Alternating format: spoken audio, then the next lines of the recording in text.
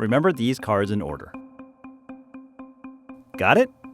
Now remember the other 48 shuffled cards in the deck. Ready, get set, go. You've got 5 minutes. I can get all 52 in 5 minutes. This is John Branch for the New York Times. I'm in Hershey, Pennsylvania, hanging out with the Hershey High School memory team, memorizing cards, word lists, and random numbers. We get a lot of jokes. Oh, yeah. We are the brunt of a lot of jokes. Jokes, maybe. But their team has won the high school division of the USA Memory Championship 3 years in a row.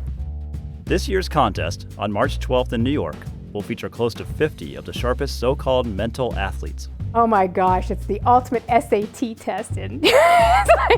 Both students and adults will compete in a series of mind-bending tests of short-term memory. Do you have some of those kind of secrets, or? I came to Hershey to see how these students train. It just wears you out. Could I pick up a few tips that might help me?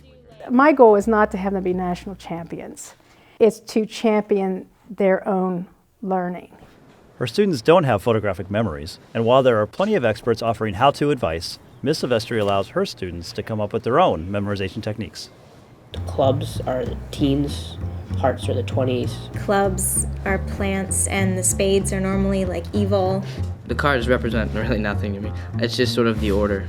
So I sort of picture how it looks, and then I recreate how it looks. But if memorizing this or this seems awful to you, you're not alone. The initial reaction, torture. I hated it, the kids hated it, but we moved together and still did it. So why do they do it? We really do believe it does help. The attention span, the penmanship, the ability to retain, but also the courage to try. She eventually pushed her own students to challenge national records. Now, 3 of her students hold records in individual events. In the age of technology, we're losing human skills. I'd rather put memory in a child than a computer. Okay, ready, get set, go. She encouraged me to experience the thrill firsthand and try memorizing a list of random words. I would have 15 minutes to memorize as many as possible, then try to recall them. 5-minute call. I sat across from the best. In February, Sophia Wu set the national record, memorizing 120 words in 15 minutes. My goals were modest. I aimed for 20. How hard could that be? I tried to memorize 5 words at a time in simple sentences. These clunky sentences were my lifeline. Okay, give me your scratch paper, Sam. Turn your words over. Here's a recall sheet. I don't remember the first word. There's a desert in there somewhere. What was the first word? 1-minute call. What is she writing over there?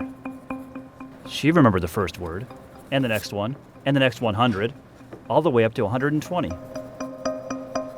That is unbelievable. Sophia, who is deaf, relies heavily on images.